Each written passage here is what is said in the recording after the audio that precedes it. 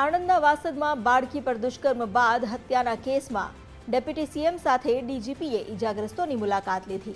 હર્ષભાઈ સંઘવી અને જીએસ મલિકે ઈજાગ્રસ્ત પોલીસ જવાનોની મુલાકાત કરી। ઘાયલ પોલીસ કર્મીઓના ખબર અંતર પણ પૂછ્યા। આરોપીને પોલીસ અધિકારીઓ લઈ જઈ રહ્યા હતા ત્યારે આરોપીએ ચાકુથી પોલીસ કર્મીઓ પર હુમલો કર્યો હતો। સ્વબચાવમાં પોલીસ કર્મીઓએ ફાયરિંગ કર્યું। સુરેશ પરમાર અગાઉ 2 રેપ કેસમાં પણ આરોપી હતો। આવા આરોપીઓ સામે પોલીસ કડકાઈથી કામ લેશે આ સ્પષ્ટ સંદેશ જીએસ મલિકે આપ્યો છે।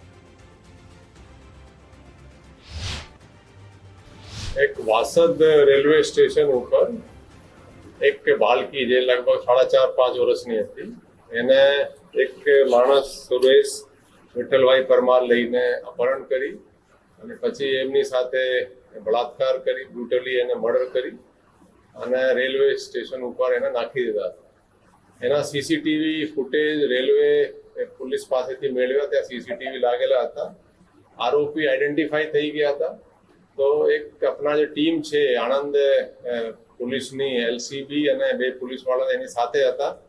આણંદ પીએસઆઈ મિસ્ટર રાણા અને 2 પોલીસવાળા જે એએસઆઈ મહિપાલસિંહ અને કોન્સ્ટેબલ રાજવીરસિંહ એમને લઈને જતા હતા।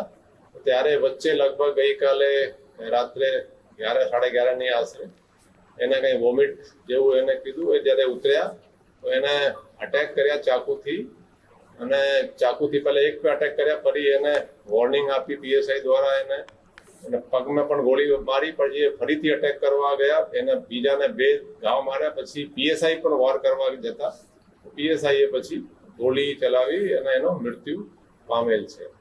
જે આરોપી છે સુરેશ વિઠ્ઠલભાઈ પરમાર એ છૂટક મજૂરી કરે છે, પણ એના ઇતિહાસ જોઈએ તો એને અગાઉ પણ એ સિવાય 2 રેપ વિથ મર્ડર કર્યા છે। એ 2020માં એક રેપ વિથ મર્ડરમાં એને અટક કર્યા અને ચાર્જશીટ કર્યા અને 5 વર્ષ સુધી એ જેલમાં રહ્યા, પણ પુરાવાના અભાવે એ છૂટી ગયા હતા।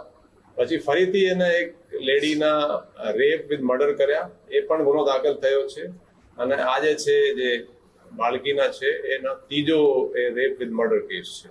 પોલીસ તો કડકાઈથી જ કામ કરશે। જે ગુનેગાર જે છે, હવે પોલીસ તમે જોઈ શકો છો કે આપણે પોલીસને હું પણ સંદેશ આપું છું કે ગુનેગારોને થોડું કાયદાનો અને પોલીસનો થોડું બીક હોવી જોઈએ। આ રીતેની પોલીસ કાર્યવાહી કરી રહી છે।